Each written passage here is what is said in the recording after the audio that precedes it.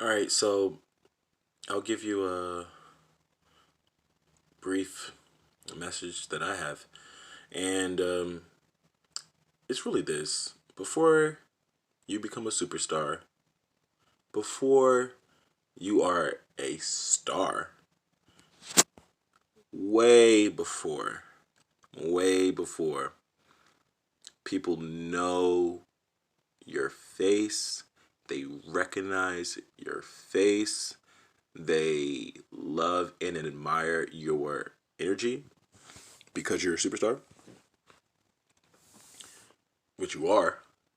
But before you get into that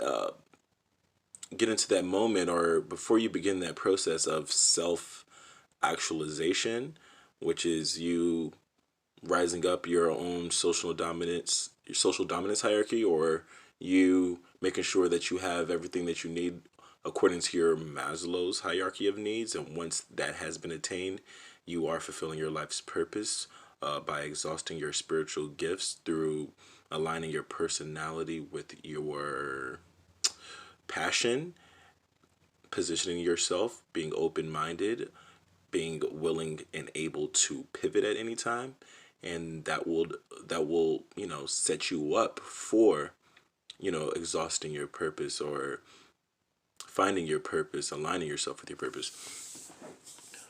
Me, I'm gonna give you my well, of course I'm gonna give you my advice. This is my fucking channel.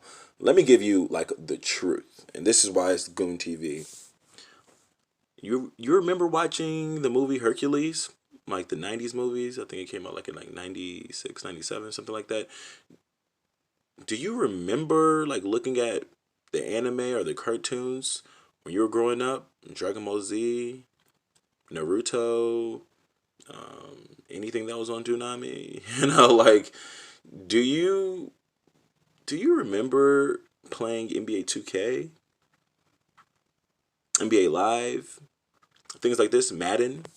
Okay, and on these video games, you could create your own player, or especially in the basketball, you could uh, have your own storyline. You could create a player and not just put them on a team. You created a player, and you had to follow, or you embarked upon a journey of that guy getting drafted or working out for certain teams, then getting picked up, and then him being in summer league or trainings, and he has to level up and ascend and grow and develop for him to be on the team. And even whenever he's on the team, he might have one of the lowest ratings. Kobe Bryant might be 98, or LeBron might be 98 or 99, and Steph Curry might be 97 or 98. But you, the person who you created, you who you really are, you're probably like in the 40s.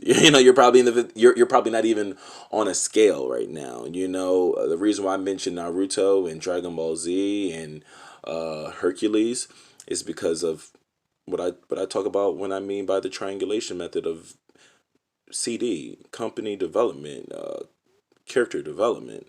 You are the character, okay? You are the character. In the beginning of the movie of Hercules, this this man, he's not even he's literally half man, half god.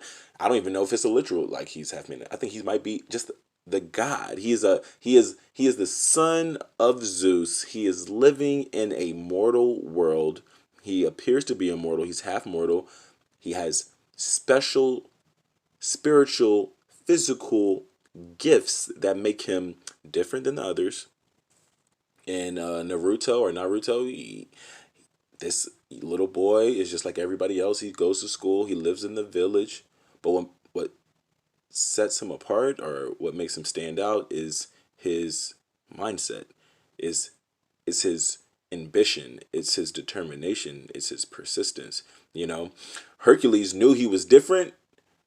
Naruto knew he was different. Not only did they know they were different, they took ownership of their differences. I feel like in Hercules he was a bit kind of, I think he didn't know exactly what he was going to be. He didn't necessarily know his purpose, but he knew that he stood out in regards to his contemporaries. I think in Naruto's case, or in like Dragon Ball Z, these guys where there's Goku and Vegeta, their whole life is about training. Goku and Vegeta, even whenever a major boss died or he went away, whether it was Boo or Cell or Frieza, as soon as a major event happened, because leading up to that was the full season. It was 100 episodes, 50 episodes, whatever, how many episodes to get to this boss. But finally, when they beat them, what do you think the protagonist of that show did? What do you think Goku did? What do you think Vegeta did?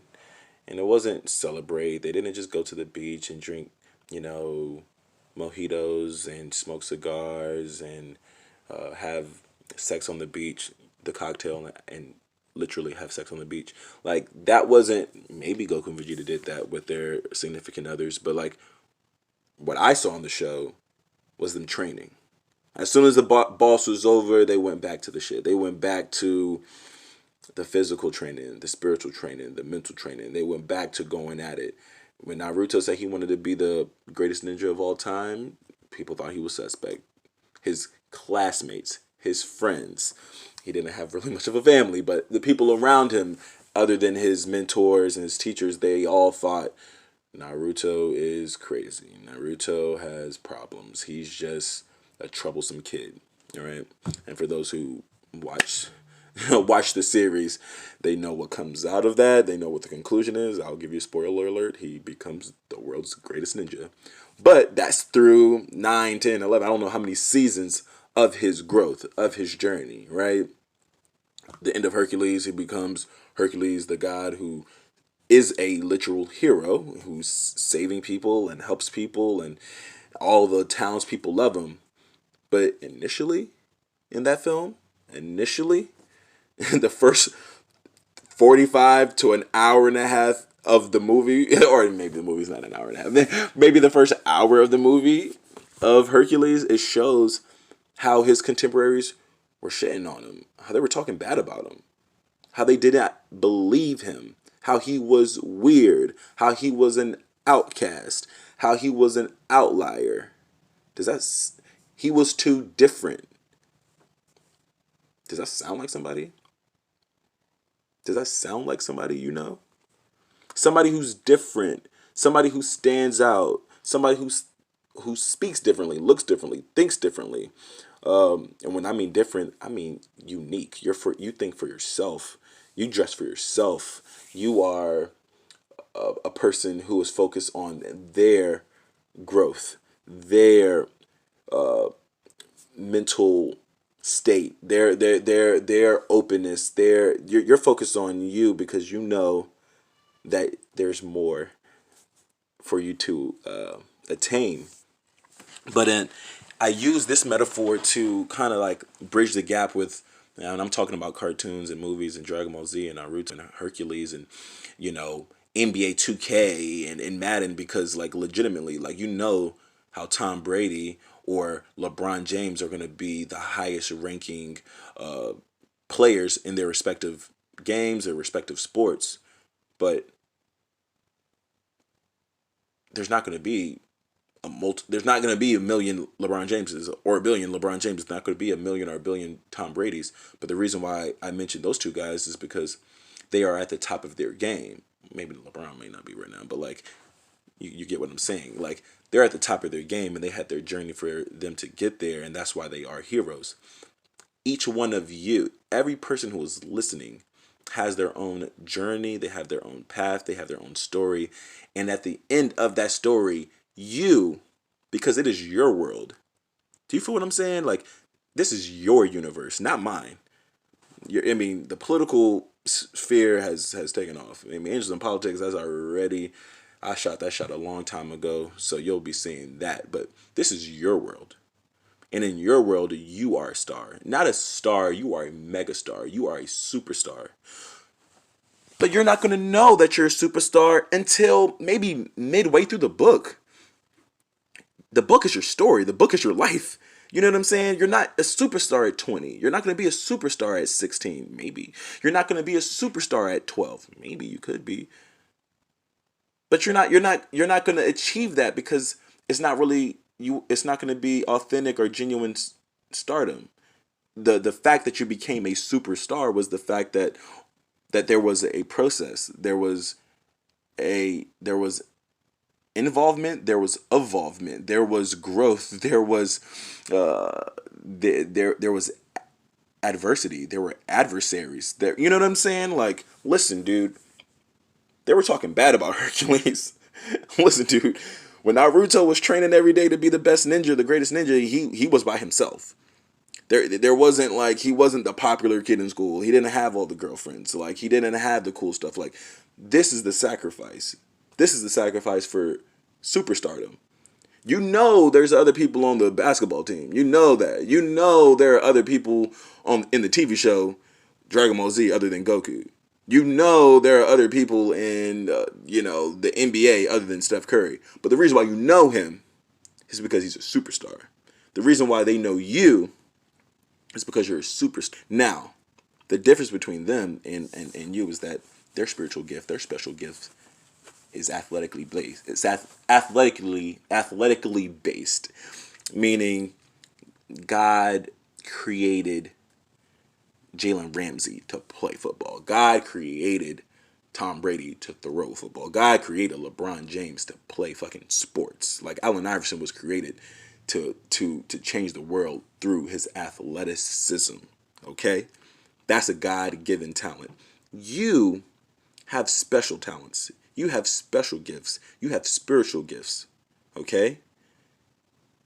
Encouragement, motivation, altruism, benevolence, integrity, empathy, sympathy, passion, persistence. You can scale that. Scaling meaning like propagate. I mean, it can grow. You can grow businesses, friendships, courtships through caring, through trust, through respect, through integrity, through kindness. And if you are radically kind, radically caring, radically empathetic, radically inspirational, this is the difference between you tapping into your personal process and becoming the superstar. And that's the difference between you being like everybody else. And listen, it's gonna be suspect before you are a superstar by that sheer definition, because everybody's not gonna. I said you are a superstar because you are, but everybody's not gonna become a superstar. Everybody's not gonna be Kobe. Everybody's not gonna be LeBron. Not because they can't. And when I mean Kobe and LeBron, I mean their own version of themselves. Like, I want you to be Dana. I want you to be Kimberly. I want you to be Ashley. But I want you to be like Ashley 10.0. I want you to be Dana, like, we can't fuck with her because she is the sharpest motherfucker in the room. Like, I want you to be like that. And the only way you can be like that is unless you unlock what's here. Unlock that divine consciousness, that universal consciousness, that universal man, that universal woman, the universal spirit that's in everybody that takes you to the next level. In order to do that, you might be outside, people are going to be looking at you crazy. People are going to be calling you crazy. People are going to be talking crazy about you. Why? Because they're not going to get it. They're not going to get when you say superhero, they're thinking somebody in tights with a cape, but they didn't think that superhero was you.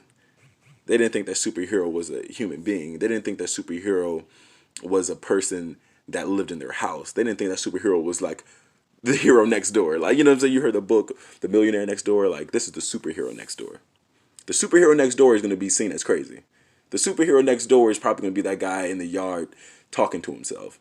Or that girl who's underneath the trees doing yoga and it's cold outside, or that person who's out there running in the neighborhood and it's raining outside, or that person who's jumping rope on his back patio and it's snowing outside, or that person who is that person who's going to the Barnes and Nobles and spends hours at a time just flipping through pages and extracting knowledge, and he goes back to back every day, every other day. He's always in the bookstore, he's in the library, he's not on Instagram, you're not on, social like that. You're not you're not hanging out with your friends, you're not going to the parties, you sacrifice alcohol, you sacrifice sex, you sacrifice relationships, you sacrifice so much because you were dead set on becoming your version of a superstar.